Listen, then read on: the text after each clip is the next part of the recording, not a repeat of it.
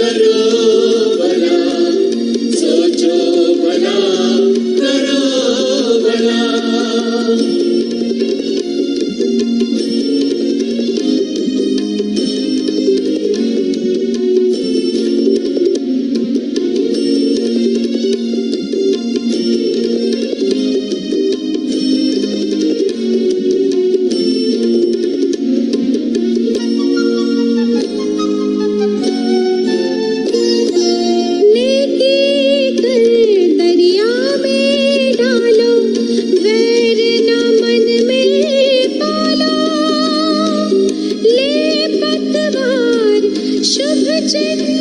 का डूबती नाव संभालो।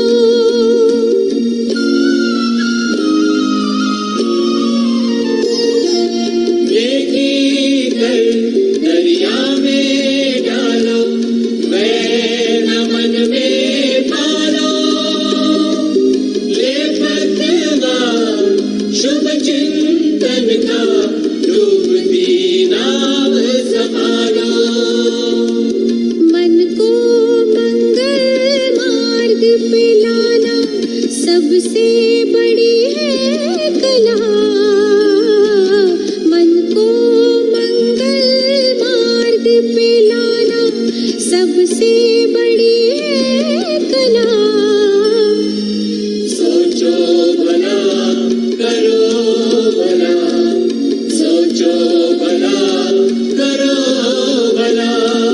हमको हमारे बाबा से प्यारा मंत्र मिला। हमको हमारे बाबा से प्यारा मंत्र मिला। सोचो भला करो भला, सोचो भला करो भला। सोचो भला करो भला, सोचो भला करो भला।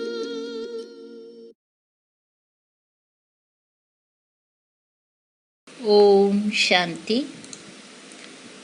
आज 14 सितंबर 2020 बाबा की मधुर महावाक्य। बाबा कहते, मीठे बच्चे, तुम अभी सच्ची सच्ची पाठशाला में बैठे हो। ये सत्संग भी है। यहाँ तुम्हें सत बाप का संग मिला है जो पार लगा देता है। प्रश्न, हिसाब किताब के में मनुष्यों की समझ और तुम्हारी समझ में कौन सा अंतर है? उत्तर, मनुष्य समझते हैं ये जो दुख सुख का खेल चलता है, ये दुख सुख सब परमात्मा ही देते हैं। और तुम बच्चे समझते हो कि ये हर एक के कर्मों के हिसाब का खेल है। बाप किसी को भी दुख नहीं देते, वो तो आते ही हैं सुख का रास्ता बताने। बाबा कहते हैं, बच्चे, मैंने किसी को भी दुख नहीं किया है, दुखी नहीं किया है। ये तो तुम्हारे ही कर्मों का फल है। गीत, इस पाप की दुनिया से हमें और कहीं ले चल जहाँ सुख और चैन है। सुख चैन कहाँ है? सतयुगी दुनिया में। ओम शांति। मीठे मीठे रूहानी बच्चों ने गीत सुना। किसको पुकारते हैं? बाप को। बाबा आकर इस पाप की कलियुगी दुनिया से सतयुगी पुण्य की दुनिया में ले चलो। अभी जीव आत्माएं सब कलियुगी हैं, उन्हों की बुद्धि ऊपर जाती है। बाप कहते हैं, मैं जो हूँ जैसा हूँ ऐसा कोई नहीं जानते हैं। ऋषि मुनि आदि भी कहते हैं, हम रचयिता मालिक अर्थात बेहद के बाप और उनकी बेहद की रचना के आदि मध्य अंतों को नहीं जानते हैं। आत्माएं जहाँ रहती हैं वो है ब्रह्म महत्तत्व, जहाँ सूर्य चांद नहीं होते हैं, ना मूल वतन ना सूक्ष्म वतन में। बाकी इस मांडव्य में तो बिजलियां आदि सब चाहिए ना, तो इस मांडव्य को बिजली मिलती है, रात को चांद सितारे, दिन में सूर्य। ये है बत्तियां। इन बत्तियों के होते हुए भी अंधियारा कहाँ जाता? रात को तो फिर भी बत्ती जलानी पड़ती है। सतयुग त्रेता को कहा जाता है दिन और भक्ति मार्ग को कहा जाता है रात। ये भी समझ की बात है। नई दुनिया सो फिर पुरानी जरूर बनेंगी, फिर नई होगी तो पुरानी का जरूर विनाश होगा। ये है बेहद की दुनिया। मकान भी कोई बहुत बड़े बड़े होते हैं, राजाओं आदि के। ये है बेहद का घर, मांडवा अथवा स्टेज। इनको कर्म क्षेत्र भी कहा जाता है। कर्म तो जरूर करना होता है। सब मनुष्यों के लिए ये कर्म क्षेत्र है। सबको कर्म करना ही है, पाठ बजाना ही है। पाठ हर एक आत्मा को पहले से मिला हुआ है। तुम्हारे में भी कोई है जो इन बातों को अच्छी रीति समझ सकते हैं। वास्तव में ये गीता पाठशाला है। पाठशाला में कभी बूढ़े आदि पढ़ते हैं क्या? यहाँ तो बूढ़े जवान आदि सब पढ़ते हैं। वेदों की पाठशाला नहीं कहेंगे, वहाँ कोई भी एम ऑब्जेक्ट होती नहीं। हम इतने वेद शास्त्र आदि पढ़ते हैं, इनसे क्या बनेंगे वो जानते नहीं। कोई भी जो सत्संग है, एम ऑब्जेक्ट कुछ नहीं है। अब तो उनको सत्संग कहने से लज्जा आती है। सत तो एक बाप ही है, जिसके लिए कहा जाता है संग तारे कुसंग बोरे। कुसंग कलियुगी मनुष्यों का, सत का संग तो एक ही है। अभी तुमको वंडर लगता है, सारी सृष्टि के आदि मध्य अंत का ज्ञान कैसे बाप देते हैं। तुमको तो खुशी होनी चाहिए, तुम सच्ची सच्ची पाठशाला में बैठे हो। बाकी सब है झूठी पाठशालाएं। उन सत्संग आदि से कुछ भी बनकर निकलते नहीं।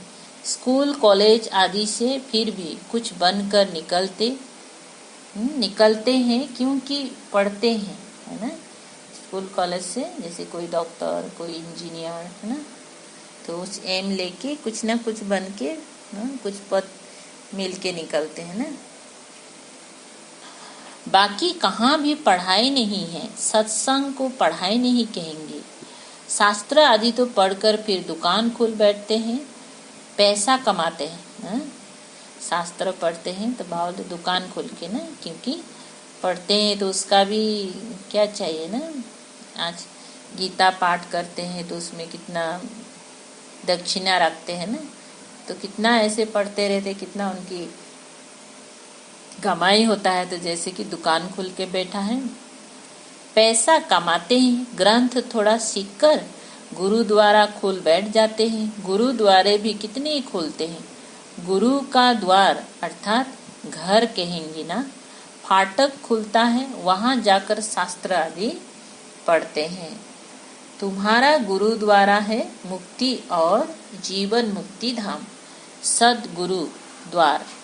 ये सदगुरु का द्वार है और इस द्वार से हम मुक्ति जीवन मुक्ति धाम जा सकेंगे, है ना। सदगुरु का नाम क्या है? अकाल मूर्त। सदगुरु को अकाल मूर्त कहते हैं। वो आकर मुक्ति जीवन मुक्ति का द्वार खोलते हैं। अकाल मूर्त है ना, जिसको काल भी खा नहीं सकता। आत्मा है ही बिंदी, उनको काल कैसे खाएगा। वह आत्मा तो शरीर छोड़कर भाग जाती है। मनुष्य समझते थोड़ी हैं कि एक पुराना शरीर छोड़ फिर जाए दूसरा लेंगी, फिर इसमें रोने की क्या दरकार है। ये तुम जानते हो ड्रामा अनादि बना हुआ है। हर एक को पाठ बजाना ही है। बाप ने समझाया है। सतयुग में है नष्ट मोह, मोह जीत की भी कहानी है ना। पंडित लोग सुनाते हैं, माताएं भी सुन सुनकर फिर ग्रंथ रख बैठ जाती हैं सुनाने के लिए। बहुत मनुष्य जाकर सुनते हैं, उनको कहा जाता है कान रस ना। सुन के अच्छा लगता है ना, कान से सुनते हैं तो कान की रस बोलते हैं ना। कान में मैंने सुनने का रस आता है उसको। और ये बाबा का ज्ञान क्या है ना? ये तो मन से सुन के अच्छा लगता है ना, मन में रस मिलता है ना, आनंद आता है, मन को सुख मिलता है। ड्रामा प्लेन अनुसार मनुष्य तो कहेंगे हमारा दोष क्या है। बाप कहते हैं तुम हमको बुलाते हो कि दुख की दुनिया से ले जाओ। अब मैं आया हूँ तो मेरा सुनना चाहिए ना। बाप बच्चों को बैठ समझाते हैं, अच्छी मत मिलती है तो वो लेनी चाहिए ना। तुम्हारा भी कोई दोष नहीं है, ये भी ड्रामा था। राम राज्य रावण राज्य का खेल बना हुआ है। खेल में कोई हार जाते हैं तो उनका दोष थोड़ी ही है। जीत और हार होती है, इसमें लड़ाई की बात नहीं। तुमको बादशाही थी, ये भी आगे तुमको मालूम नहीं था। अभी तुम समझते हो। जो सर्विसेबल हैं, जिनका नाम बाला है, दिल्ली में सबसे नामी ग्रामी समझाने वाला कौन है? तो झट नाम लेंगी जगदीश का। जगदीश भाई जी, जो बहुत सीनियर भाई जी था ना। तुम्हारे लिए मैगजीन भी निकालते हैं ना। मैगजीन का जो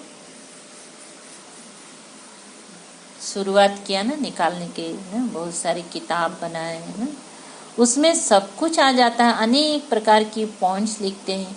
ब्रिज मोहन जी लिखते हैं, लिखना कोई मासी का घर थोड़ी है। जरूर विचार सागर मंथन करते हैं, अच्छी सर्विस करते हैं। कितने लोग पढ़कर खुश होते हैं, बच्चों को भी रिफ्रेशमेंट मिलती है। कोई कोई परदेसी में बहुत माथा मारते हैं, कोई कोई कर्म बंधन में फंसे हुए हैं, इसलिए इतना उठा नहीं सकते। ये भी ड्रामा कहेंगी। अबलाओं पर भी अत्याचार होने का ड्रामा में पाठ है। ऐसा पाठ क्यों बजाया, ये प्रश्न ही नहीं उठता। ये तो अनादि बना बनाया ड्रामा है, उनको कुछ कर थोड़ी ही सकते। कोई कहते हैं हमने गुनाह किया क्या जो ऐसा पाठ रखा। अब गुनाह की तो बात नहीं, ये तो पाठ है। अबलाए कोई तो निमित्त बनेंगी जिन पर सितम होंगे। ऐसे तो फिर सब कहेंगे हमको ये पाठ क्यों नहीं। ये बना बनाया ड्रामा है।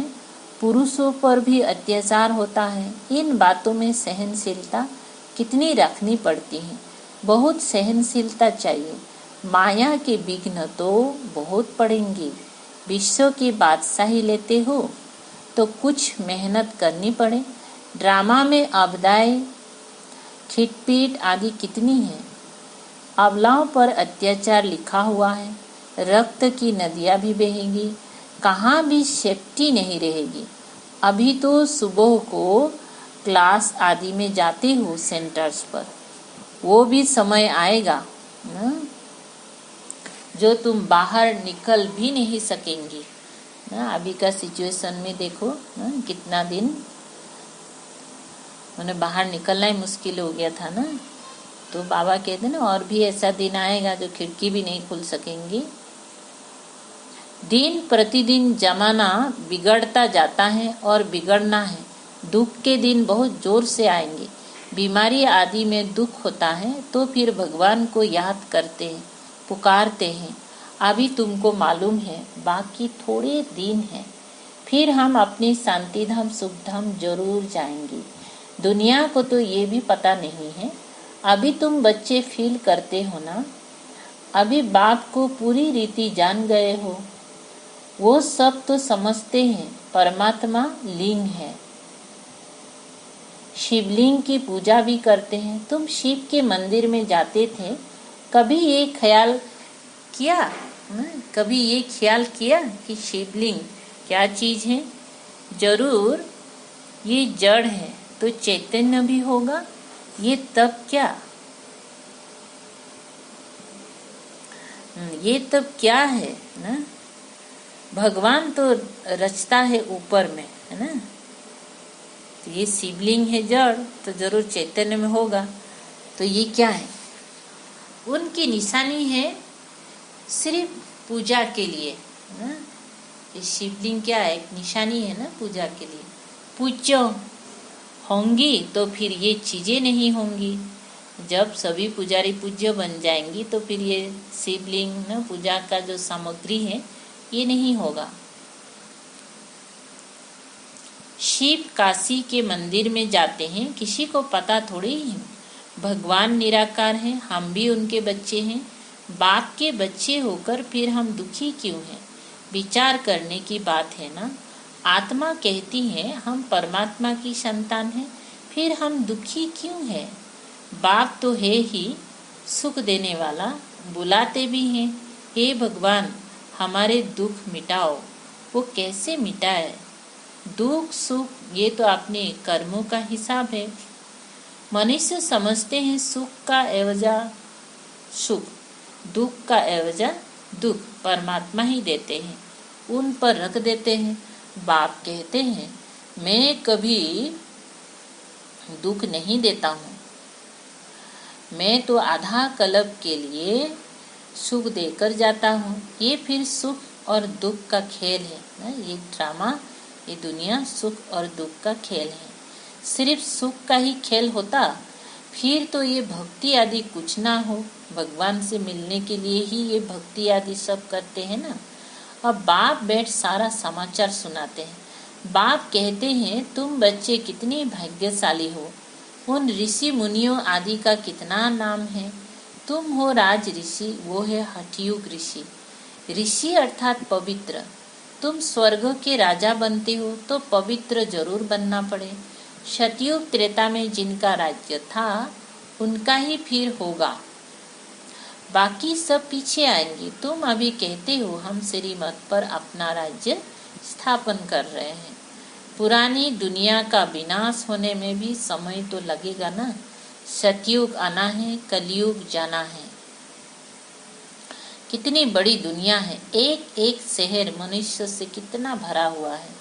धनवान आदमी दुनिया का चक्र लगाते हैं, परंतु यहाँ सारी दुनिया को कोई देख ना सके। हाँ, सतयुग में देख सकते हैं, क्योंकि सतयुग में है ही एक राज्य, इतने थोड़े राजाएं होंगे। यहाँ तो देखो कितनी बड़ी दुनिया है, इतनी बड़ी दुनिया का चक्र कौन लगाए। वहाँ तुमको समुद्र में जाने का नहीं, वर्षा वहाँ शिलंग बर्मा आदि होंगी नहीं, कुछ भी नहीं। ये कराची नहीं होंगी। तुम सब मीठी नदियों के किनारे पर रहते हो, खेती बाड़ी आदि सब होती है। सृष्टि तो बड़ी है, मनुष्य बहुत थोड़े रहते हैं, फिर पीछे वृद्धि होती है। फिर वहाँ जाकर अपना राज्य स्थापन किया, धीरे धीरे हब करते गए, अपना राज्य स्थापन कर दिया। अभी तो सबको छोड़ना पड़ता है। एक भारत ही है जिसने किसी का भी राज्य छीना नहीं है, क्योंकि भारत असल में अहिंसक है ना। भारत ही सारी दुनिया का मालिक था और सब पीछे आए हैं जो टुकड़े टुकड़े लेते गए हैं। तुमने कोई को हक नहीं किया है, अंग्रेजों ने हक कर लिया है ना, क्योंकि भारत तो सबसे पहले आया। तो इतना बड़ा दुनिया ना, थोड़ा सा जगह में राज्य करते, बहुत कम संख्या में थे, तो हक करने का जरूरत ही नहीं है। उसके बाद में जो जो आया फिर क्या किया ना, माने टुकड़ा टुकड़ा होते गए ना। फिर कोई कौन सा एरिया को हक किया, कोई कौन सा खंड खंड हो गया। फिर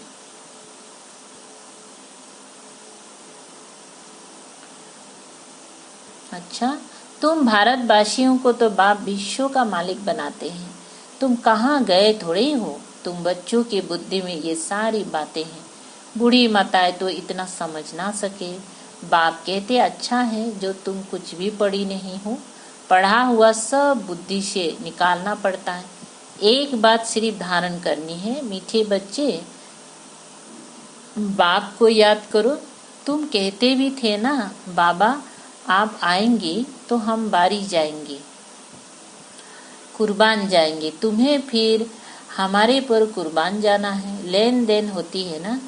शादी के टाइम स्त्री पुरुष एक दो के हाथ में नमक देते हैं, ऐसे लौकिक में कहीं कहीं ऐसा रस्म होता है। शादी का समय स्त्री पुरुष एक दूसरे को नमक देते हैं। बाप को भी कहते हैं हम पुराना सब कुछ आपको देते हैं। तो यहाँ बच्चे क्या करते हैं, जो बाबा आते हैं तो पुराना जो भी कीचड़ पट्टी है बाप को देते हैं और बाबा बच्चों को क्या देते हैं? स्वर्ग का जितना नई दुनिया का सब सुख शांति का राज्य बच्चों को देते हैं। मरना तो है ही, ये सब खत्म होना ही है।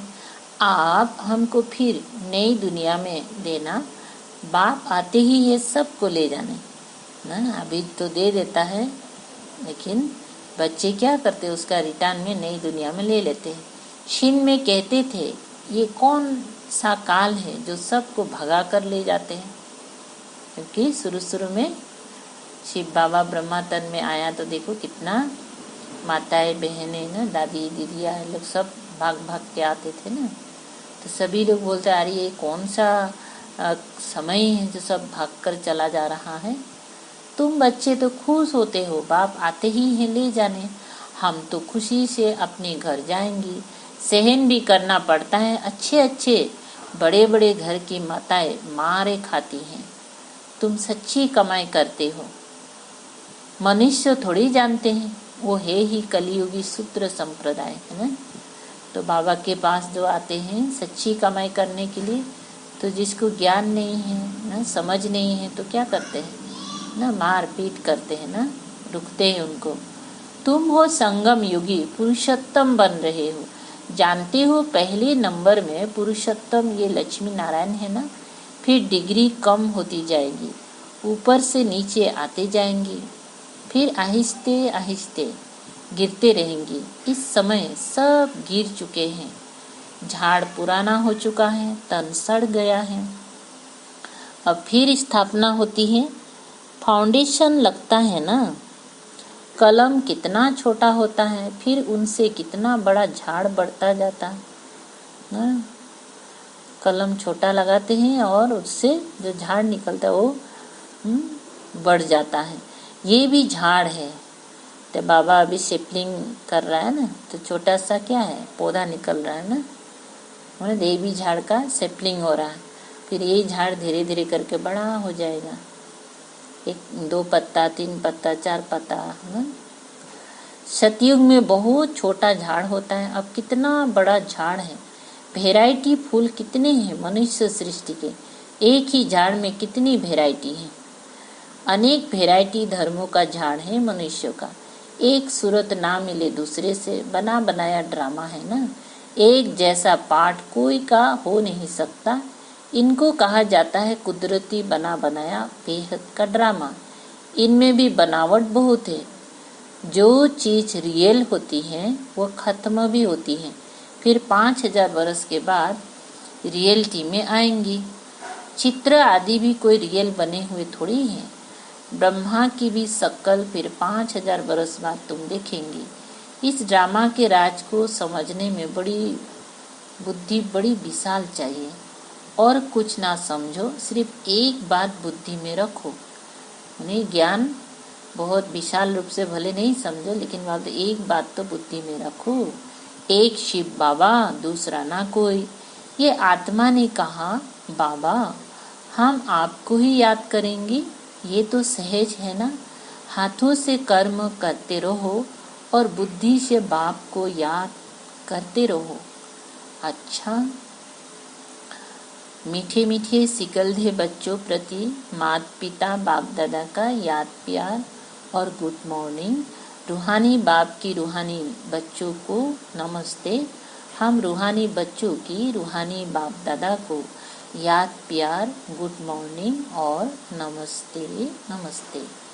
धारणा के लिए मुख्य सार 1 नंबर, सहनशीलता का गुण धारण कर माया के विघ्नों से, माया के विघ्नों में पास होना है। तो जितना हम सहनशीलता का गुण धारण करेंगे तो माया भिन्न भिन्न रूप से आते रहेंगे ना, तो उस माया का जो विघ्न है उसमें हम सहज पास हो जाएंगे ना। अनेक आपदाएं आएंगी, अत्याचार होंगे, ऐसे समय पर सहन करते बाप की याद में रहना है, सच्ची कमाई करनी है। 2 नंबर, विशाल बुद्धिवन इस बने बनाए ड्रामा को अच्छी रीति समझना है। ये कुदरती ड्रामा बना हुआ है, इसलिए प्रश्न उठ नहीं सकता बाप जो अच्छी मत देते हैं उस पर चलते रहना है। अच्छा, वरदान। बाप समान वरदानी बन हर एक के दिल को आराम देने वाले मास्टर दिलाराम भव। जो बाप समान वरदानी मूर्त बच्चे हैं वो कभी किसी की कमजोरी को नहीं देखते, वो सबके ऊपर रहमदिल होते हैं। जैसे बाप किसी की कमजोरियां दिल पर नहीं रखते, ऐसे वरदानी बच्चे भी किसी की कमजोरी दिल में धारण नहीं करते। वे हरेक की दिल को आराम देने वाले मास्टर दिलाराम होते हैं। इसीलिए साथी हो या प्रजा सभी उनका गुणगान करते हैं। सभी के अंदर से यही आशीर्वाद निकलती है कि ये हमारे सदा स्नेही सहयोगी हैं। स्लोगन।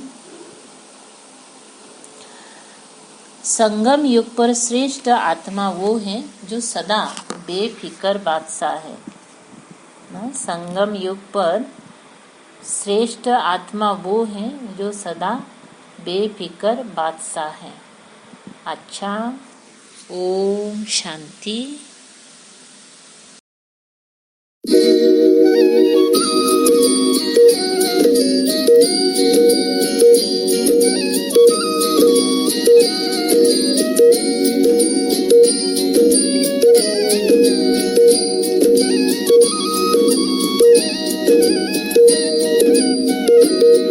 हसरत है हमारी बाबा, कर दो वो पूरी आके। मिल जाओ प्यारे बाबा हम बच्चों से आके। मिल जाओ प्यारे बाबा हम बच्चों से आके। हसरत है हमारी बाबा, कर दो वो पूरी आके। मिल जाओ प्यारे बाबा हम बच्चों से आके। मिल जाओ प्यारे बाबा हम बच्चों से आके।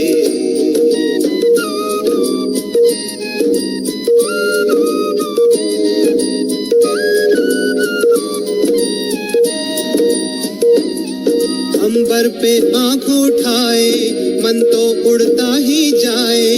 संगम के सुहाने सुख जो हम लूटे तो लुटाए। दिव्य चितवन से नस नस को भर दे आज आके। मिल जाओ प्यारे बाबा हम बच्चों से आके। मिल जाओ प्यारे बाबा हम बच्चों से आके।